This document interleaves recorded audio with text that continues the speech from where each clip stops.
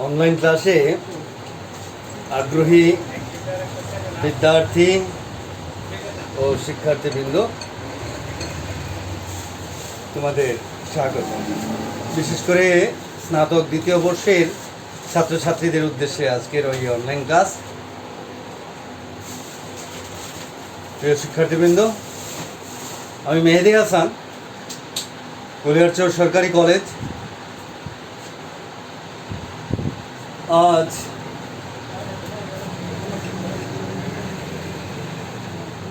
তোমাদের জন্য সংস্কৃতি কথা প্রবন্ধ আলোচনা করব। মোতাহার হোসেন চৌধুরীর সংস্কৃতি কথা প্রবন্ধ বাংলা সাহিত্যে এক উজ্জ্বল সাহিত্যকর্ম। প্রবন্ধ সাহিত্য এক জটিল শিল্পকলা। আমি তোমাদেরকে বলবো যে এই প্রবন্ধ সাহিত্য যখন পাঠ করবে তোমরা, বিশেষ করে তোমাদের পাঠ্য প্রবন্ধ একেবারে লাইন ধরে ধরে পড়বে, কারণ প্রবন্ধের সংজ্ঞা অনুযায়ী প্রবন্ধের গুরুত্ব অপরিসীম। আমি তোমাদেরকে সাহিত্যের সংজ্ঞা আলোকপাত করেছি, তোমাদের সঙ্গে আলোচনা করেছি। বিশেষ করে সাহিত্যের যে কয়টি শাখা, গদ্য, পদ্য, বিশেষ করে ছোট গল্প, কবিতা, তারপর প্রবন্ধ, নাটক, উপন্যাস, প্রত্যেকটি সাহিত্যকর্মের আলাদা আলাদা সংজ্ঞা আছে এবং প্রত্যেকটি সাহিত্যেরই আলাদা আলাদা রূপ কিংবা ধরন আছে। প্রত্যেকটি সাহিত্যের আলাদা আলাদা রকমের ভাষাগত বৈশিষ্ট্য আছে। বলতে পারো যে এটি কেমন? যে প্রবন্ধের ভাষা অত্যন্ত, তোমরা বাংলা ভাষা প্রবন্ধ পড়েছ, বাংলা ভাষা প্রবন্ধ নিয়ে আলোকপাত করেছি যখন, তখন বলেছি যে গুরু গম্ভীর ভাষা ও বিশেষ করে বঙ্কিমচন্দ্র চট্টোপাধ্যায় তার পাণ্ডিত্যপূর্ণ মতামত ব্যক্ত করেছেন বাংলা ভাষার প্রবন্ধে, এবং সেই প্রবন্ধে তিনি সাহিত্যের গতি প্রকৃতি, বিশেষ করে ভাষার উচ্চতা কিংবা সামান্যতা কতখানি কীভাবে হওয়া উচিত সে সম্পর্কে আলোকপাত করেছেন অত্যন্ত চমৎকারভাবে। প্রিয় শিক্ষার্থীবৃন্দ, এই কোভিডের কালে অনলাইন ক্লাসই ভরসা। তোমরা যারা অনলাইন ক্লাসের জন্য আগ্রহী, তাদের উদ্দেশ্যে আমি বলবো যে মনোযোগ দিয়ে অনলাইন ক্লাস শ্রবণ করবে। বিশেষ করে তোমরা অনেকেই আক্ষেপ করে বলো যে ডিগ্রির ক্লাস হয় না, হয় কখনো কখনো তোমরা মিস করো, আর তুলনামূলকভাবে কম হয়।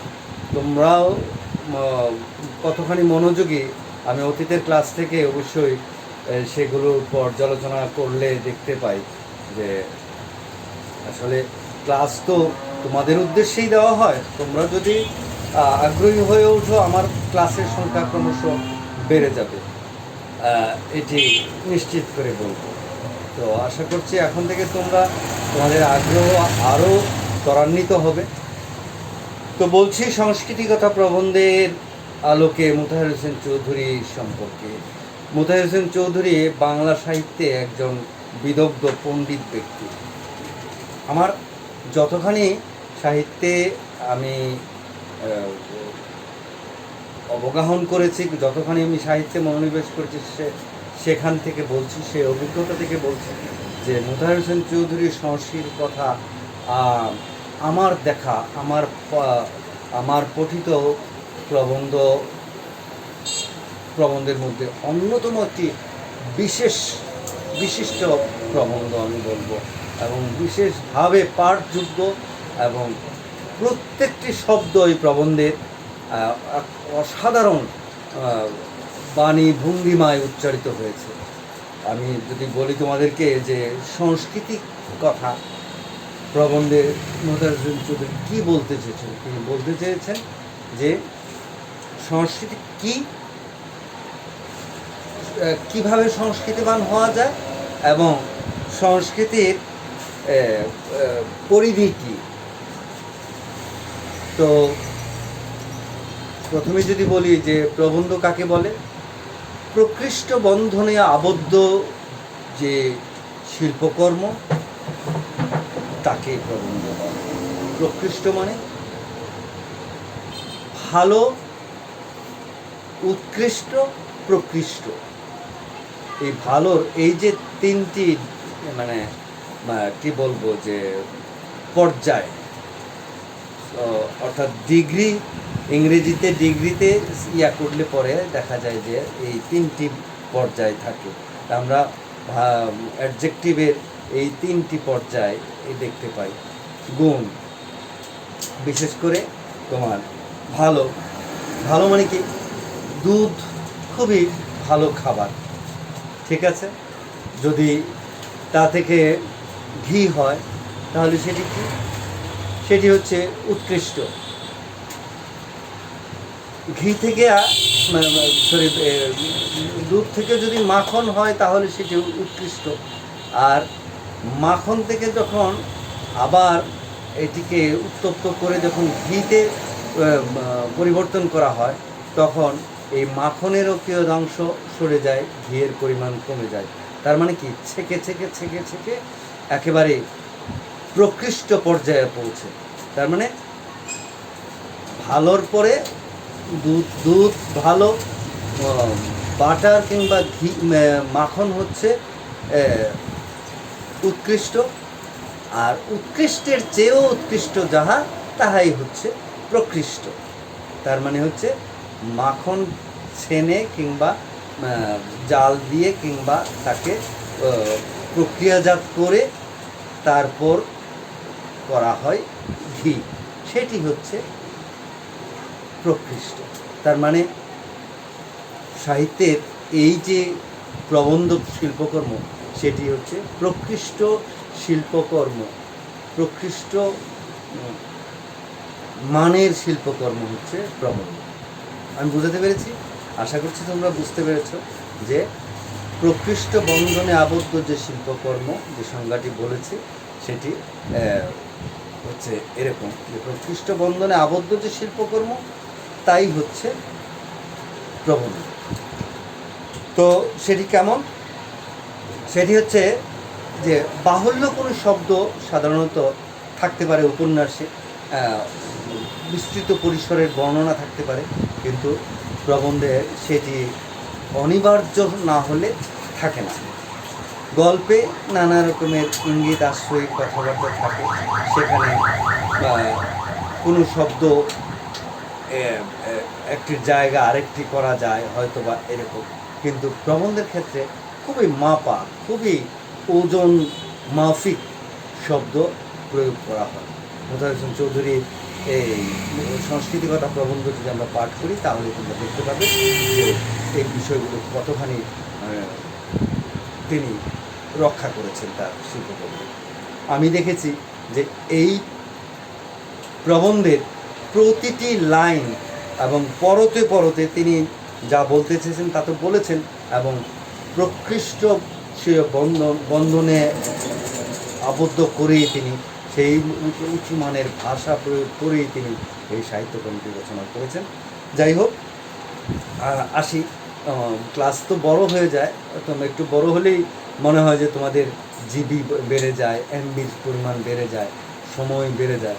আসলে অত সহজে একটি ক্লাস শুরু করলে শেষ করা যায় না, বিশেষ করে সাহিত্যের ক্লাস।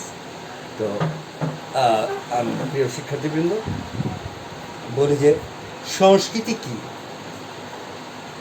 সংস্কৃতি কি যদি তোমরা প্রশ্ন করো তাহলে এই প্রবন্ধের পরতে পরতে সংস্কৃতির কথা বলেছেন মোতাহার হোসেন চৌধুরী এইভাবে: ধর্ম সাধারণ লোকের কালচার, আর কালচার শিক্ষিত মার্জিত লোকের ধর্ম। ধর্ম সাধারণ লোকের কালচার মানে আমরা যে ধর্ম পালন করি এটি হচ্ছে সাধারণ লোকের কালচার। কিন্তু অন্যদিকে আরেকটি কথা কি বলা হয়েছে, কালচার শিক্ষিত মার্জিত লোকের ধর্ম। এটি কি, এটি বুঝতে হলে অবশ্যই তোমার জ্ঞান গরিমা কিংবা তোমার বিদ্যা বুদ্ধি খাটিয়ে বের করতে হবে। কালচার হচ্ছে শিক্ষিত মার্জিত লোকের ধর্ম। শিক্ষিত মার্জিত আলোকপ্রাপ্ত মানুষ যারা, তাদের ধর্ম আর সাধারণ মানুষের ধর্ম এক নয়। কেমন? দেখো, কালচার মানে উন্নততর জীবন সম্বন্ধে চেতনা, সৌন্দর্য, আনন্দ ও প্রেম সম্পর্কে অবহিতি। বুঝতে পেরেছ? কালচার মানে হচ্ছে উন্নততর জীবন সম্বন্ধে। তাহলে এই কালচারের সংজ্ঞা প্রথমে কিন্তু, কালচার মানেই তো সংস্কৃতি।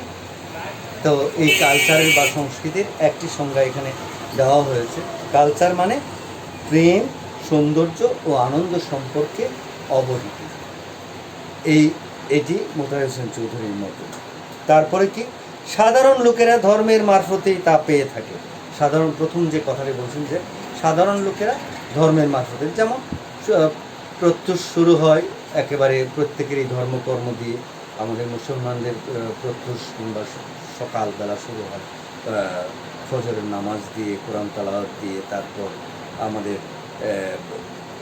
আমরা যেহেতু কৃষক সংশ্লিষ্ট পরিবারের লোকজন, তখন দেখা যায় যে কেউ কৃষিকাজে কিংবা যারা ব্যবসা করে তারা ব্যবসার কাজে বেরিয়ে যান। এরপরে আবার কি এইসব করতে করতে আবার দেখা যায় দুপুরে আবার জোহরের নামাজ কিংবা ইত্যাদি।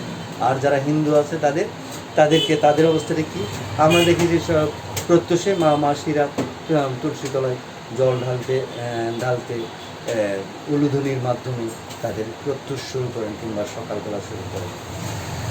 একেবারে এ দিয়ে শুরু হয়। এরপর কাঁসার ঘণ্টা বেজে ওঠে হয়তো সন্ধ্যায়। এই তো সকাল থেকে সন্ধ্যা এইভাবেই শুরু হয়। এই হচ্ছে সাধারণ লোকের কালচার। আর কালচার হচ্ছে শিক্ষিত মার্জিত লোকের ধর্ম। আবার সেই কালচার সম্পর্কে মোতাহার হোসেন চৌধুরী কিন্তু ব্যাখ্যা দিয়েছেন যে প্রেম, সৌন্দর্য, আনন্দ সম্পর্কে অবহিতি হচ্ছে কালচার।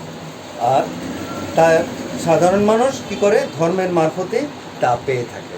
তাই তাদের ধর্ম থেকে বঞ্চিত করা আর কালচার থেকে বঞ্চিত করা এক কথা। তাহলে তাদেরকে কালচার থেকে বঞ্চিত করা আর ধর্ম থেকে বঞ্চিত করা একই কথা। ধর্ম মানে জীবনের নিয়ন্ত্রণ। এটা আমরা জানি। ধর্ম আমাদেরকে পাপ করা থেকে বিরত রাখে, অন্যায় করা থেকে বিরত রাখে। আমাদের ধর্মে আমাদের বিধিবদ্ধ যে আমাদের আছে, ধর্মীয় গ্রন্থ আছে, সেখানে আমাদেরকে অবশ্যই নিয়ন্ত্রণ করে রাখা হয়েছে। এই কারণেই ধর্ম মানুষকে সুন্দর সুশৃঙ্খল জীবন প্রদান করতে সহায়ক। নইলে ধর্মের কোনো প্রয়োজন হয়তো বা ছিল না। আচ্ছা, তারপরে মোতাহার হোসেন চৌধুরী এই নিয়ে অনেক বিশ্লেষণ করেছেন।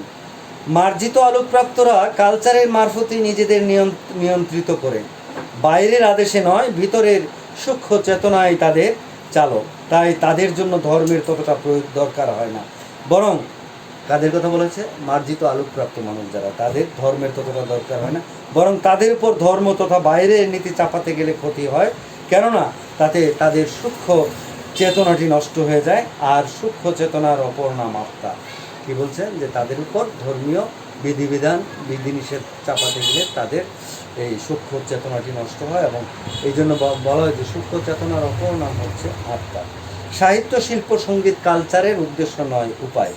উদ্দেশ্য হচ্ছে নিজের ভেতরে একটা ঈশ্বর বা আল্লাহ সৃষ্টি করা। উদ্দেশ্য কি? নিজের ভেতরে একটি ঈশ্বর বা আল্লাহ সৃষ্টি করা। যে তা করতে পেরেছে সেই কালচার অভিধা পেতে পারে, অপরে নয়। বাইরের ধর্মকে যারা গ্রহণ করে তারা আল্লাহকে জীবন প্রেরণা রূপে পায় না, ঠুটের বুলি রূপে পায়। এই দেশে অনেক ধার্মিক আছে যারা আল্লাহকে ঠুটের বুলি রূপে পায়। আমরা দেখতে পাই অনেক আছে তসবি বা নিয়ে মানে ঠুট নাড়ছে আর করতেছে, এরকম।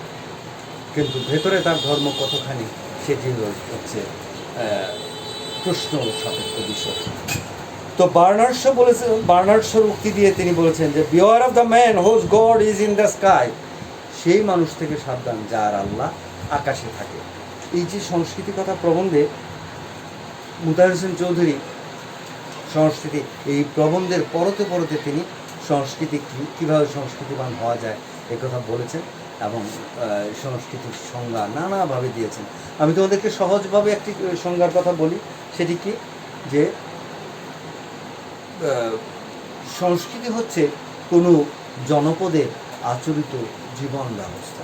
অর্থাৎ আমরা যে জনপদে বসবাস করি, আমাদের যে আচার আচরণ, এই যে আচরিত জীবনের প্রয়োজনে যে আমাদের যে জীবন প্রণালী, সেই আচরিত জীবন ব্যবস্থাকে সাধারণ কথায় সংস্কৃতি বলা যায়। আর মোতাহার হোসেন চৌধুরী সংস্কৃতির সংজ্ঞা দিয়েছেন নানাভাবে। তিনি বলেছেন সংস্কৃতি মানে রায় পাওয়ার সাধনা। এই প্রবন্ধের নানা জায়গায় তিনি বলেছেন যে সংস্কৃতি মানে সুন্দরভাবে, বিচিত্রভাবে, মহৎভাবে বাঁচা প্রকৃতি, সংসার ও মানব সংসারের মধ্যে অসংখ্য অনুভূতির শিকড় চালিয়ে দিয়ে বিচিত্র রস টেনে নিয়ে বাঁচা। তারপর অন্যত্র তিনি বলেছেন কালচার সমাজতান্ত্রিক নয়, ব্যক্তিতান্ত্রিক। অর্থাৎ কালচার সমাজে পাওয়া যায় না, কালচার আসলে ব্যক্তিগতভাবে কালচার হয়ে উঠতে হয়। আর এই কারণে বলেছেন যে নিজেকে বাঁচাও, নিজেকে মহান করো, বিচিত্র এই কালচারের আদেশ। আমি নিজেও কিন্তু তোমাদেরকে বলি যে তুমি তোমার নিজেকে ভালোবাসো। যে নিজেকে ভালোবাসে না সে অপরকে ভালোবাসতে পারে না। তোমরা সবাই নিজেকে ভালোবাসো, নিজেকে সুন্দর করে চমৎকার করে সাজিয়ে তোলো, তারপর দেখবে তোমরা হয়ে উঠবে এক একজন কালচার। আর এইভাবেই কালচার, তোমরা এক একজন কালচারম্যান, তোমরা একটি কালচার সমাজ গড়ে তুলবে। তখন দেখা যাবে যে এই তোমরাই যারা ব্যক্তিতান্ত্রিক কালচারম্যান ছিলে, বা আমরা যারা ব্যক্তিতান্ত্রিকভাবে কালচার হয়ে উঠেছি, আমাদের একাধিক মানুষের সম্মিলনে একটি কালচার সমাজ গড়ে উঠবে না? হ্যাঁ, গড়ে উঠবে। তো এ কারণে বলা হয়েছে যে ইন্দ্রিয়ের বিকাশের কথা বলা হয়েছে এই প্রবন্ধের পরতে। একদিনে একটি ক্লাসে এই প্রবন্ধ শেষ করা সম্ভব নয়। এর আগেও আমি সংস্কৃতি কথা প্রবন্ধের ক্লাস করেছি তোমাদের জন্য, অথবা এর আগেও করেছি।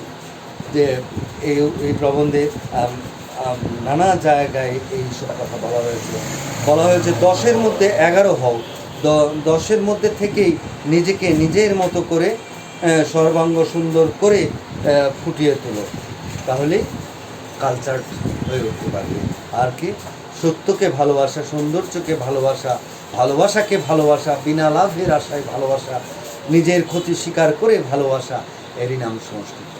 তার মানে এই যে সংস্কৃতি কী, সংস্কৃতি কীভাবে সংস্কৃতিবান হয়ে ওঠে সে সম্পর্কে মোতাহার হোসেন চৌধুরী অত্যন্ত চমৎকারভাবে তিনি ফুটিয়ে তুলেছেন। আর এভাবে কীভাবে একজন মানুষ কালচার হয়ে উঠতে পারে সে সম্পর্কে এই প্রবন্ধে তিনি যথেষ্ট ব্যাখ্যা বিশ্লেষণ দিয়েছেন। তো বোর্ডে তো আরও অনেক বিষয় লেখা ছিল যে কীভাবে মোতাহার হোসেন চৌধুরী বেড়ে ওঠা, তার বিখ্যাত শিল্পকর্মগুলো, এগুলো তোমরা দেখে নিও। তোমাদের যে ছোটো ছোটো প্রশ্ন আছে, বিশেষ করে প্রথম প্রশ্ন যেটি থাকে তোমাদের, সেটি হচ্ছে 10টি প্রশ্ন থাকে 1 নাম্বার করে। এই 10টি প্রশ্নের মধ্যে এরকম থাকে যে মোতাহার হোসেন চৌধুরী কোনটি মোতাহার হোসেন চৌধুরীর প্রবন্ধ। এই যে সংস্কৃতি কথা, তার মৃত্যুর পর সংস্কৃতি কথা 1958 সনে বেরিয়েছে। সভ্যতা 1965 ও সুখ 1968। এই বিখ্যাত শিল্পকর্মগুলো হচ্ছে মোতাহার হোসেন চৌধুরীর এক উজ্জ্বল শিল্পকর্ম। ব্যক্তিগতভাবে তিনি বার্টন রাসেল এবং ক্লাইভ বেলের অনুসারী ছিলেন। তিনি খুব অল্প সময় বেঁচে ছিলেন। 1903-এ জন্মগ্রহণ করেছেন, 1956-তে মারা গেছেন। তো প্রিয় শিক্ষার্থী বৃন্দ, পরবর্তী ক্লাসে এই সংস্কৃতিকতা প্রবন্ধের বিশদ আলোচনা করবেন আশা করছি। আজকের ক্লাস এখানেই শেষ করছি। তোমরা যেখানে আটকে যাও ক্লাসের পরে মন্তব্য করো। আমি বলবো কমেন্টসে তোমরা এই ক্লাসের জিজ্ঞাসা সম্পর্কে তোমাদের মতামত জানাবে, এবং আমি তখন পরবর্তী ক্লাসে আরও বড় পরিসরে তোমাদেরকে এই আলোচনায় এই সংস্কৃত প্রবন্ধের আলোচনা আবারও নিয়ে আসবো বলে আশা করছি। ধন্যবাদ।